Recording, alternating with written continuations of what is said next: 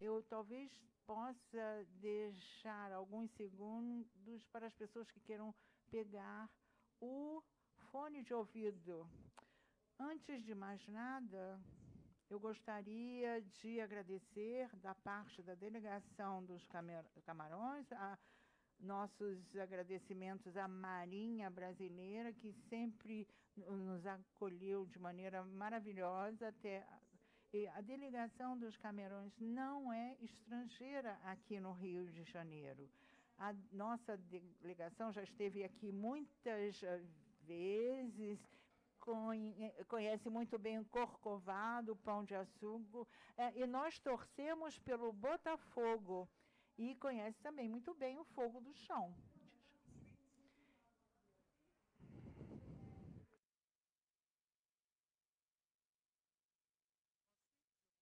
E eu também gostaria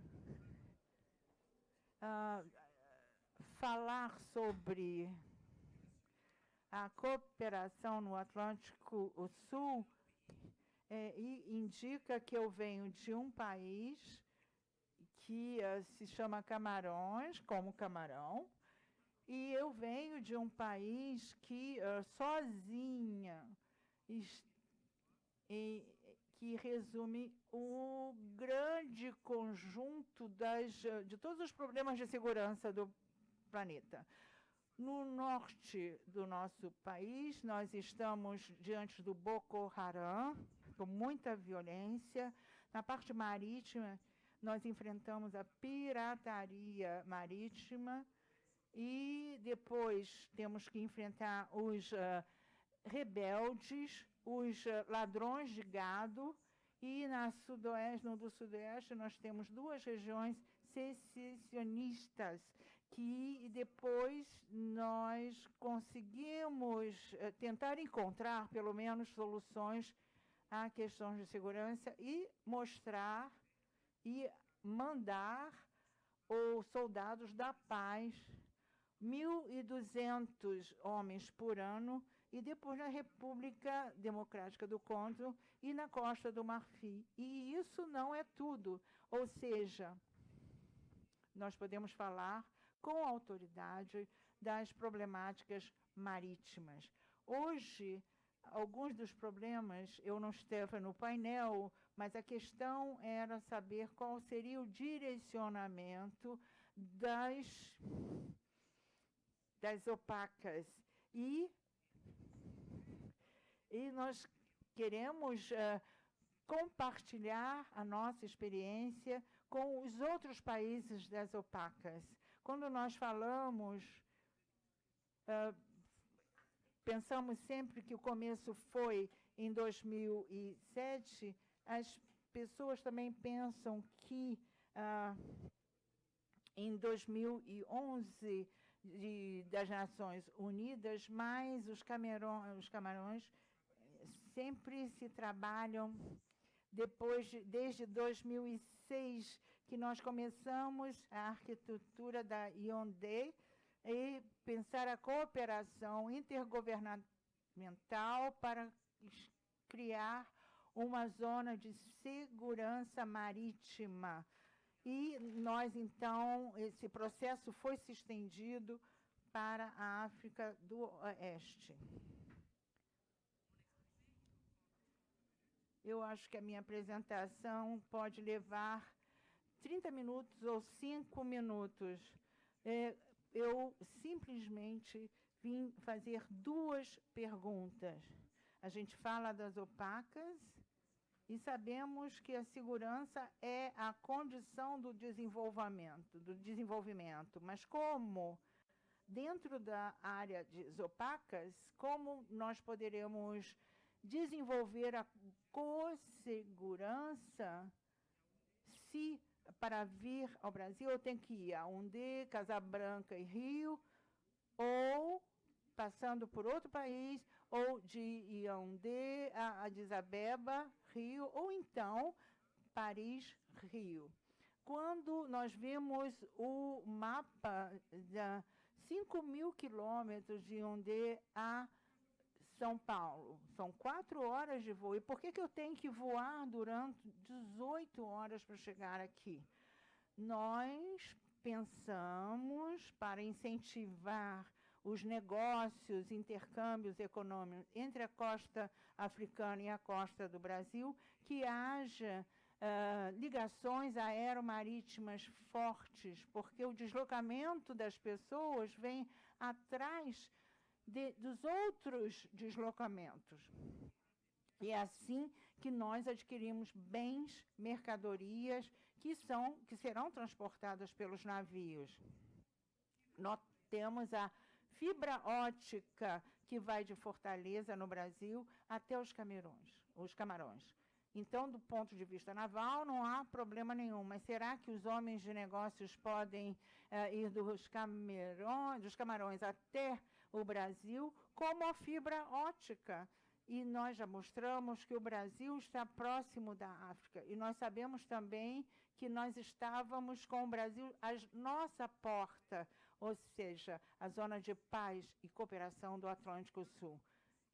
No bicentenário, aqui no Brasil, 3 navios dos Camarões vieram, passando por Abidjan e chegando a Natal, e depois vieram para o Rio de Janeiro para o desfile. Se nós tivéssemos uma ligação aérea entre a costa oeste africana e o Brasil, nós poderíamos fazer muito mais negócios, criando um chamado forte em termos de segurança. Se eu pudesse fazer uma observação, eu poderia parar aqui.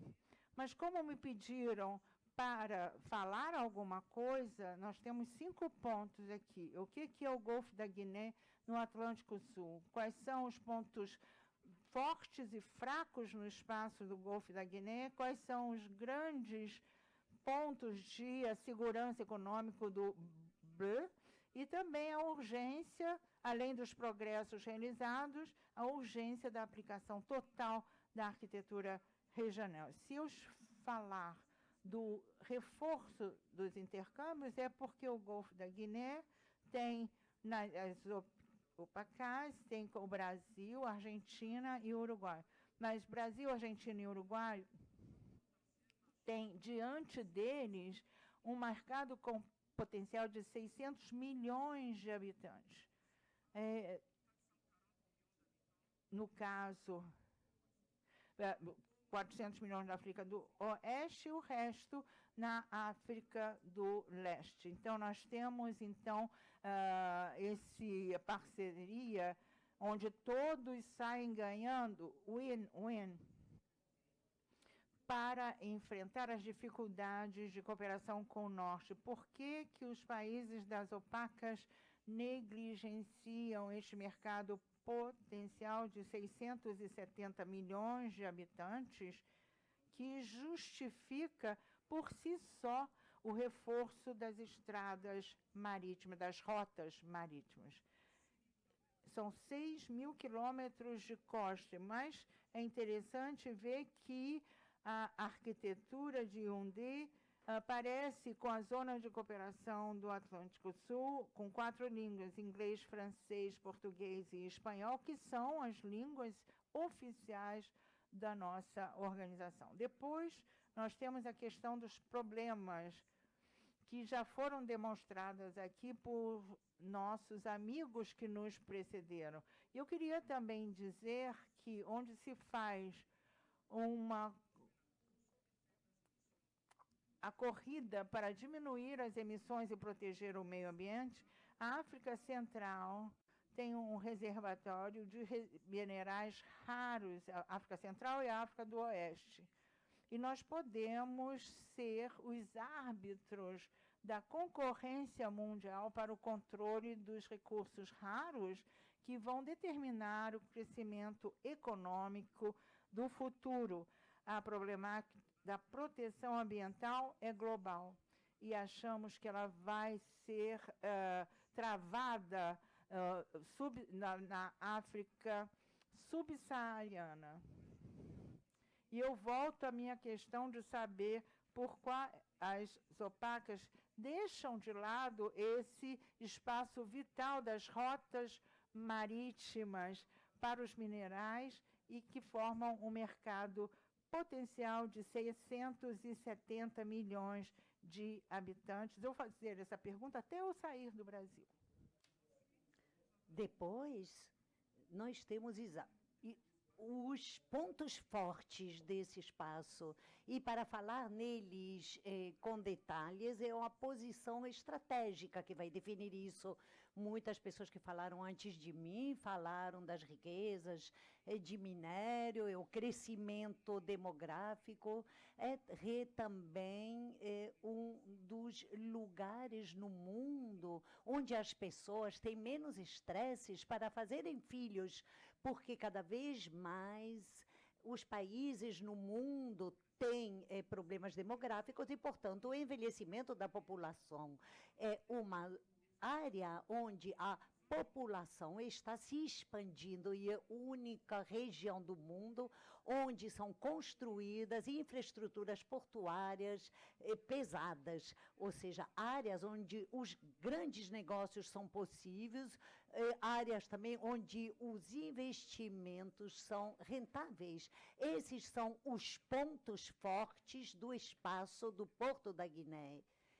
Mas, obviamente, os pontos fortes vão juntos das fraquezas, e as fraquezas é que a demografia é importante, mas também está descontrolada. Também há realmente como dizer, um desemprego que está crescendo cada vez mais, uma pobreza em massa, uma governança marítima muito fraca, instabilidade de alguns países da região e uma industrialização muito baixa ainda. E, finalmente, é preciso falar aqui dos progressos que foram realizados há 10 anos, começaram a ser realizados há 10 anos, é a implementação progressiva da arquitetura do Yaoundé e também a cooperação com a operacionalização dos CMC da região, operações marítimas, realidades das patrulhas internacionais e direito de perseguição. Porque antes da arquitetura do Yaoundé havia uma livre circulação das pessoas, dos navios, etc.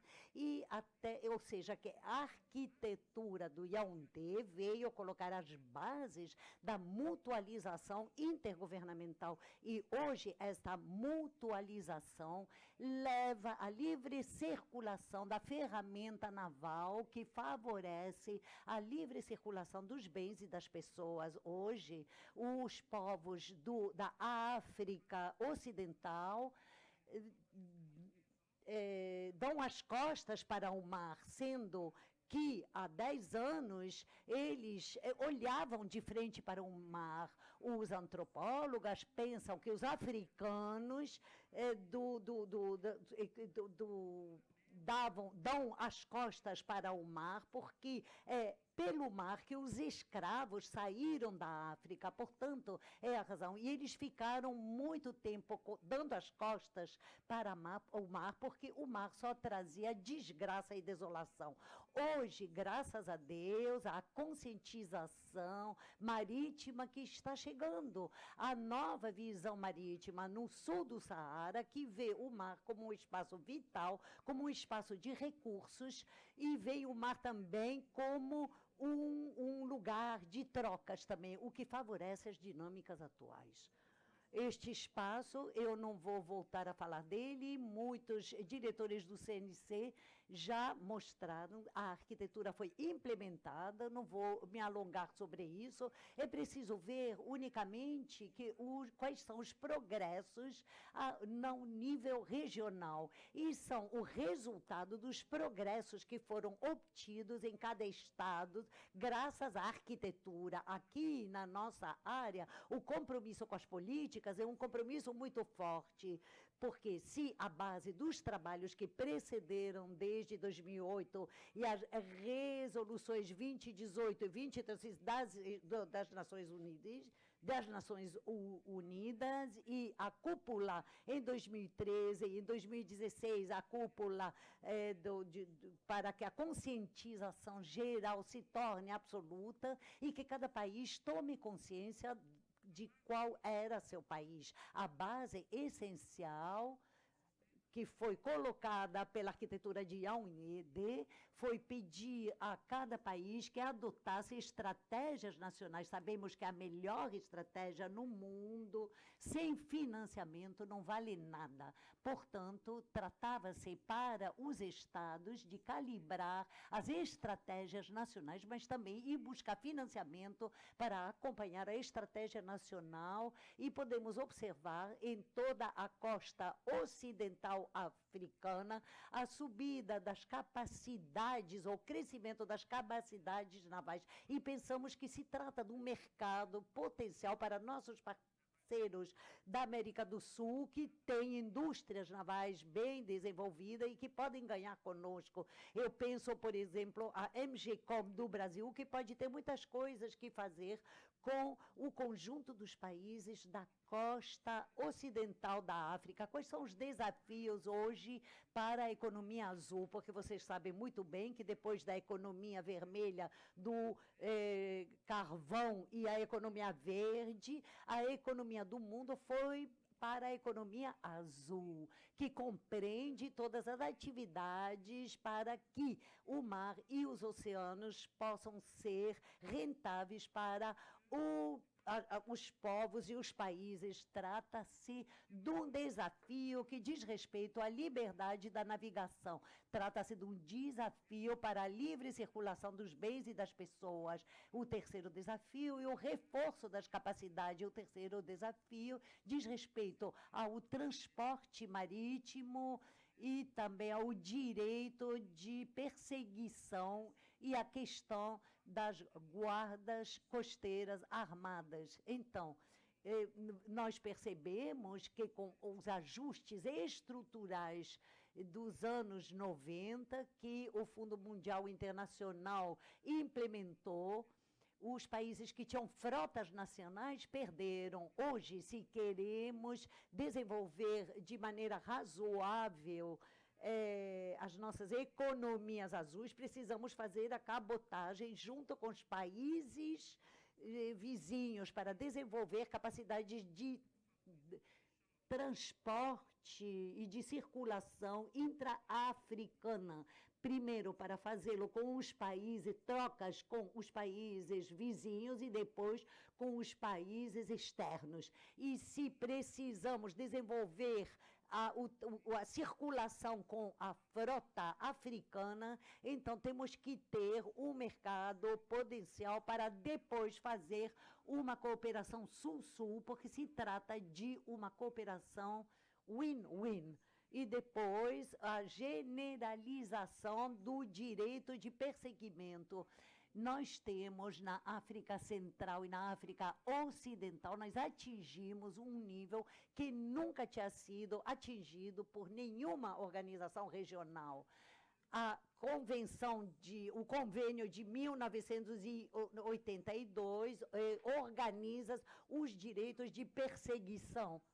E nós sabemos, no seio da CIC, que junta 11 países da África Central, um direito de perseguição, que é ILP, da fronteira norte dos Camarões até a Nigéria, com Angola, é o artigo 6.4 da arquitetura de Yaoundé, e também o ponto 6.6 dos Camarões até Angola, o direito de perseguição é o direito livre. Isso é uma coisa que estamos trabalhando muito, mas em contrapartida nós temos um ponto de bloqueio, que é que as sociedades militares privadas, os japoneses dizem, não me dê o peixe, me ensina a pescar. Pensamos que, no caso da cooperação, os países amigos do Golfo da Guiné devem nos ajudar a termos a capacidade para que possamos realmente fazer nós mesmos a segurança e a proteção das nossas águas. E isso dentro de uma convenção internacional, porque nossas águas dizem que é perigosa. Nós, por exemplo, em Montego Bay, eles têm a obrigação de fazer a segurança das suas águas. A partir do momento que um território se deu uma zona determinada, eles devem garantir a segurança. Nossos estados estão demonstrando isso. Hoje nós vimos numa palestra a questão da pirataria marítima, e isso significa que os resultados da mutualização são eficazes. Precisamos de um reforço de capacidade, mas não precisamos que a segurança e a securização seja feita no nosso lugar. Nós queremos fazê-las, e isso dentro do quadro da cooperação Sul-Sul. Depois, tem a questão do caso, a cumplicidade do financiamento também, do financiamento endógenos e externos. Nós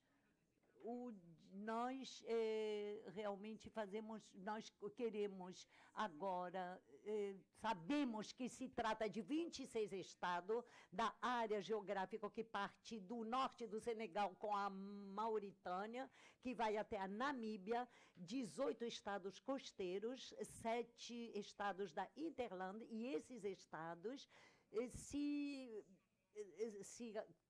se consultaram para fazer com que funcione a arquitetura de Yaoundé.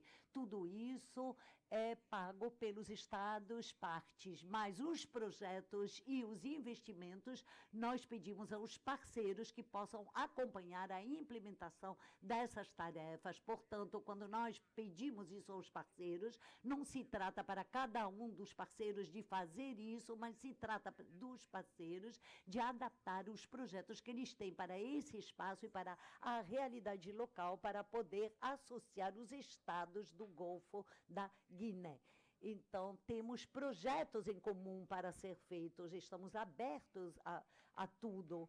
Então, no momento onde se torna cada vez mais difícil para os nossos países de se apoiarem nas antigas cooperações, num momento onde as cooperações do Norte e Sul estão mostrando seus limites, eu não vou dar exemplos, chegou a hora de nós perguntarmos seriamente sobre a cooperação Sul-Sul.